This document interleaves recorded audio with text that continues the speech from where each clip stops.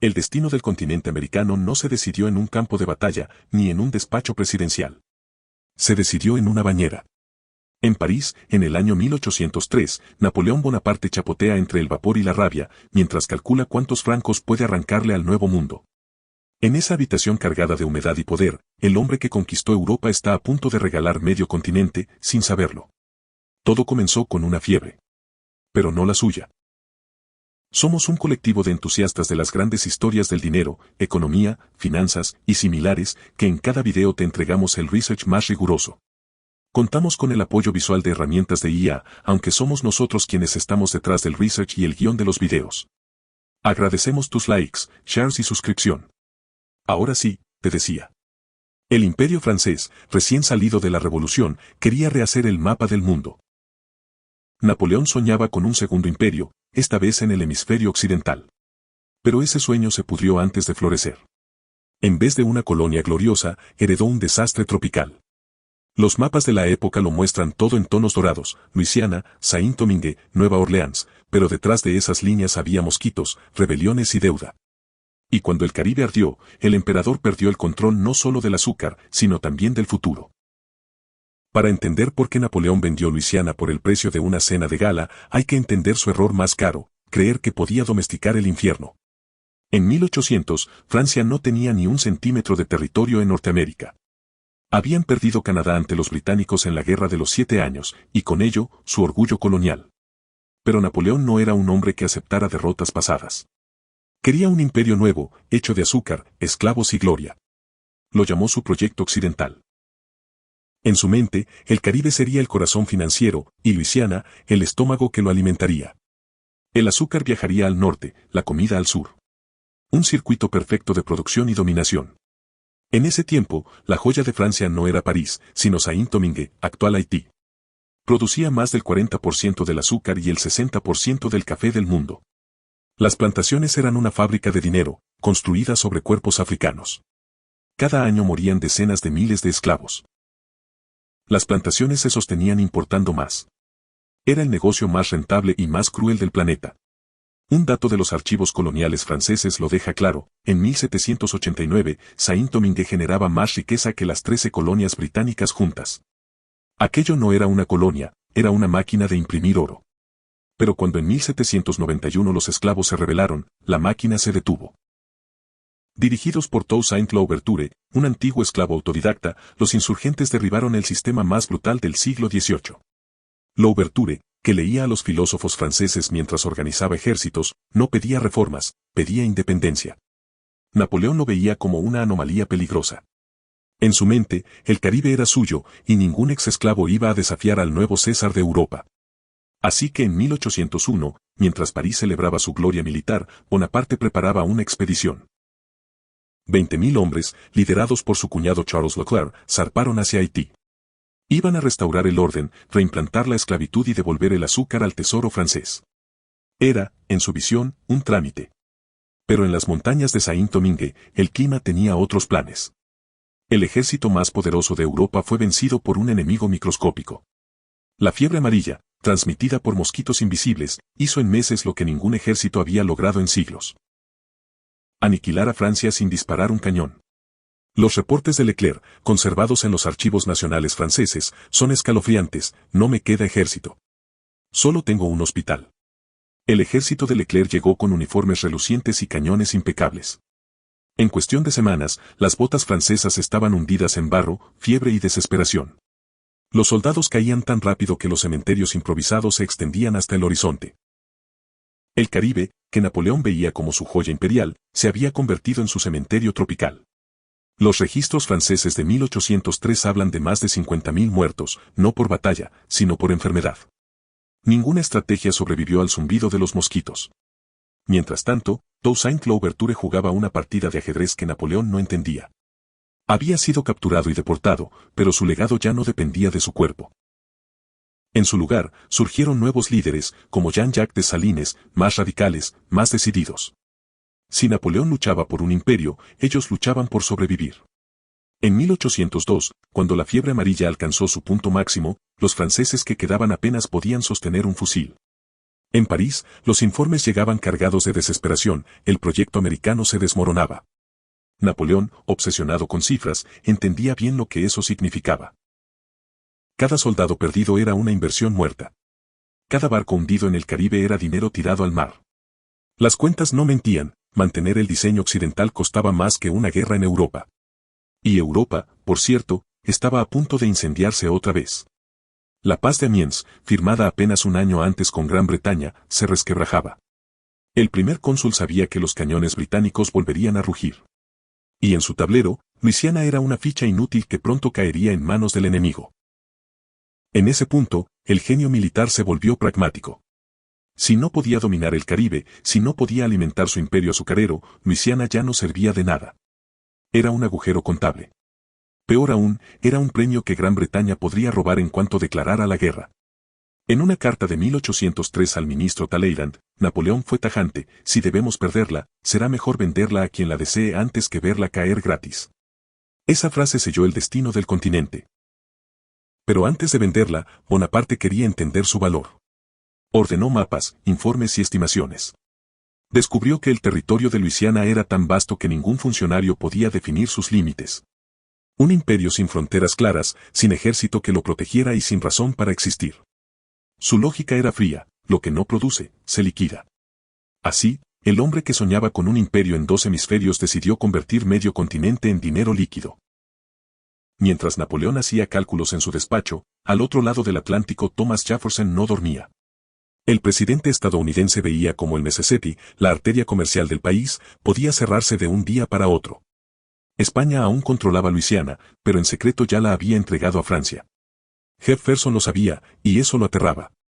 Un vecino europeo con ambiciones imperiales a las puertas del Mississippi era el peor escenario posible para la joven república. La economía del oeste americano dependía del río.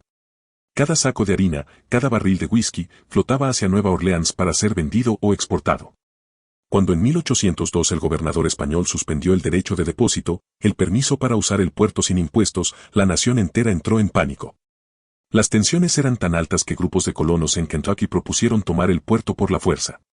Jefferson, que prefería los tratados a las guerras, decidió comprar tiempo y territorio. Envió a París a su amigo James Monroe con una instrucción clara: ofrecer hasta $10 millones por Nueva Orleans y un pequeño tramo de tierra a su alrededor. Nada más. Era una misión modesta. Pero cuando Monroe cruzó el Atlántico, el tablero ya había cambiado. En París, Napoleón no pensaba en conservar, sino en vender. Su sueño americano había muerto en el Caribe y la guerra con Gran Bretaña estaba por comenzar. Luisiana, en ese contexto, era un estorbo caro. El ministro de Asuntos Exteriores, Charles Maurice de Talleyrand, fue el encargado de ejecutar la jugada maestra. Cuando el embajador estadounidense Robert Livingston lo visitó el 11 de abril de 1803, Talleyrand lanzó una pregunta que desconcertó a medio mundo. ¿Qué darán ustedes por toda Luisiana? Livingston pensó que era una broma. Pero Napoleón no bromeaba con dinero. El ofrecimiento era tan absurdo que parecía una trampa. Los estadounidenses habían llegado con una orden para comprar una ciudad, y ahora se les ofrecía un continente. En sus despachos, las instrucciones de Jefferson eran explícitas: no gasten más de 10 millones. Y si no aceptan, negocien una alianza con Gran Bretaña. Pero las decisiones históricas no se toman con prudencia, sino con vértigo. Cuando Monroe llegó y escuchó la oferta, supo que no había tiempo que perder. El precio rondaba los $15 millones. No podían pedir permiso a Washington, una carta tardaría 3 meses en cruzar el océano. Tenían que decidir solos. Y así, en una habitación parisina sin mapas precisos ni órdenes válidas, 2 diplomáticos estadounidenses se preparaban para comprar la mitad de un continente, sin saber exactamente qué estaban comprando. Las negociaciones comenzaron en silencio, en un París que olía a pólvora y nerviosismo. Afuera, la ciudad se preparaba para la guerra. Adentro, 3 hombres discutían el precio de medio continente como si regatearan por una pintura. James Monroe, Robert Livingston y François Barbe Marbois, ministro de Finanzas de Francia, sabían que el tiempo era el enemigo. Cada rumor de invasión británica encarecía la urgencia de cerrar el trato. El problema no era el territorio, sino el dinero. Estados Unidos tenía tierra, pero no efectivo. Su presupuesto anual apenas superaba los $8 millones. Jefferson quería comprar Nueva Orleans, Napoleón quería financiar su próxima guerra. El precio final fue de 15 millones, una cifra monumental para una república joven que aún olía a revolución. Era como si un país con bolsillos vacíos apostara por el futuro hipotecando el presente. Los estadounidenses ofrecieron bonos del tesoro.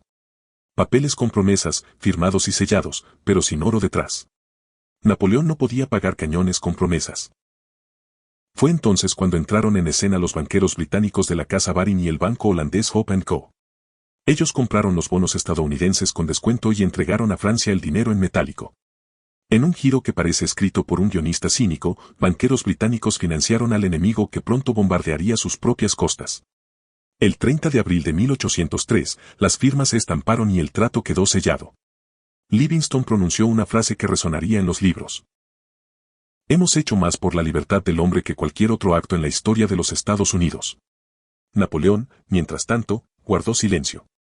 Había perdido su imperio americano, pero acababa de fortalecer al país que, según sus propias palabras, humillará algún día el orgullo británico. Era un acuerdo sin héroes, una jugada pragmática disfrazada de destino. El dinero fluyó de Londres a París, y los títulos de propiedad cruzaron el Atlántico hacia Washington. Estados Unidos había comprado 828.000 millas cuadradas, más del doble de su tamaño, a 4 centavos por acre. Los periódicos lo llamaron el mayor trato de la historia, pero detrás de los titulares había ironía pura. El imperio francés había quebrado, y su liquidación creó el mito del sueño americano. En Washington, Thomas Jefferson recibió la noticia con una mezcla de euforia y pánico. El filósofo de la Constitución había roto su propio credo. Durante años predicó que el gobierno federal no debía hacer nada que la Carta Magna no autorizara explícitamente, y ahora acababa de comprar medio planeta sin permiso. No existía un solo artículo que le diera ese poder. Durante semanas, el presidente escribió borradores de una enmienda que legalizara la compra, pero su gabinete fue brutal. Si espera, Napoleón cambia de opinión. Jefferson tragó su idealismo con vino francés y firmó. El Senado ratificó el tratado en octubre de 1803 y la nación estalló en júbilo. O casi. Los federalistas acusaron al presidente de comportarse como un monarca europeo. Los periódicos de Boston hablaban de una compra inconstitucional, extravagante y peligrosa. Pero la fiebre territorial era más fuerte que el purismo legal.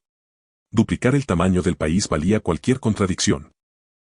El acto que Jefferson consideró casi un pecado político se convertiría en el mito fundacional del expansionismo estadounidense. El traspaso de poder fue un teatro de banderas. Oficialmente, España aún era la propietaria del territorio. Así que el 30 de noviembre de 1803, en el Cabildo de Nueva Orleans, el gobernador español entregó la ciudad al representante francés Pierre Clement de Lausat. La bandera roja y amarilla bajó lentamente, y la tricolor ondeó por 20 días exactos. 20 días después, el 20 de diciembre, los franceses entregaron el mismo suelo a los estadounidenses. Las banderas se cruzaron a mitad del mástil, un instante suspendido entre dos mundos. La gente no aplaudió. En las calles, los criollos miraban en silencio como la bandera de las estrellas reemplazaba al tricolor. En un solo mes habían pasado de ser españoles a franceses y de franceses a estadounidenses, sin moverse de casa. Los registros coloniales hablan de vecinos que seguían pagando impuestos al gobernador equivocado semanas después. Lo que para París y Washington era geopolítica, para los habitantes era confusión. Más al norte, en St. Louis, la ceremonia fue aún más absurda. Se conoció como el Día de las Tres Banderas. El 9 de marzo de 1804 ondeó la española, el 10 la francesa y el 11 la estadounidense. Las tres potencias más influyentes del siglo XVIII se turnaron un mismo cielo en menos de 48 horas. Ese día, el mundo cambió sin disparar un solo tiro. Pero los que perderían más ni siquiera estaban invitados a la fiesta. En los mapas de 1804, la compra de Luisiana se dibujaba como una promesa, tierras fértiles, ríos interminables y oportunidades sin límite. Pero cada línea de ese mapa era también una sentencia. Los tratados hablaban de habitantes cuyos derechos serían respetados, aunque en Washington nadie consideraba que los pueblos nativos entraran en esa categoría. Eran vistos como obstáculos geográficos, no como naciones. Con un trazo de pluma, millones de personas quedaron fuera de la historia escrita y dentro del despojo. Para Jefferson, el nuevo territorio resolvía un problema moral con una crueldad pragmática. Veía a Luisiana como un vacío útil, el destino al que podían ser enviados los pueblos indígenas del este para liberar tierras civilizadas. Aquella lógica se convertiría, décadas más tarde, en la política de remoción forzada que produciría el Sendero de Lágrimas. El sueño expansionista que se presentaba como progreso comenzó, en realidad, como una deportación continental. Pero la herida no terminaba ahí. La expansión abrió otra grieta. ¿Serían esos nuevos territorios esclavistas o libres? La pregunta, inocente en apariencia, desató un conflicto que dividiría al país durante 6 décadas. De la compra de Luisiana nacieron el compromiso de Missouri, la ley Kansas-Nebraska y la tensión que desembocó en la Guerra Civil estadounidense. El trato que duplicó el tamaño del país también duplicó su contradicción moral. En los campos del sur, los esclavos africanos trabajaban en plantaciones que se extendían sobre suelo recién comprado. En una paradoja brutal, la independencia de Haití, lograda con sangre y fiebre, había dado oxígeno a la esclavitud en Norteamérica. El triunfo caribeño contra Napoleón permitió el auge algodonero que enriquecería a los mismos que negaban la libertad. El mapa de la libertad se dibujó con las cadenas de otros. Luisiana no solo cambió fronteras, alteró el destino de la democracia occidental. La joven república, que había nacido proclamando igualdad y justicia, cimentó su poder sobre un imperio interno. La ironía es perfecta y cruel. Mientras Europa se hundía en guerras imperiales, Estados Unidos construía el suyo en silencio, disfrazando la expansión con el lenguaje de la oportunidad. Con el oro de Luisiana, Napoleón mandó construir una flota. En su mente, los barcos que cruzarían el Canal de la Mancha serían la venganza contra los británicos. La venta del continente americano no era una rendición, sino un préstamo para la victoria. Pero la historia rara vez paga intereses. En 1805, en la batalla de Trafalgar, la armada combinada de Francia y España fue pulverizada por el almirante Nausen. El mar volvió a ser inglés, y el oro americano se hundió con los barcos que debía financiar. Privado del mar, Napoleón miró hacia el este. Con los mismos fondos comprados al enemigo, aplastó a Austria en Austerlitz y a Prusia en Jena, creando un imperio continental que se extendía de Lisboa a Varsovia. El dinero estadounidense había servido para comprar unos pocos años de gloria europea. Pero cada triunfo era también una distracción.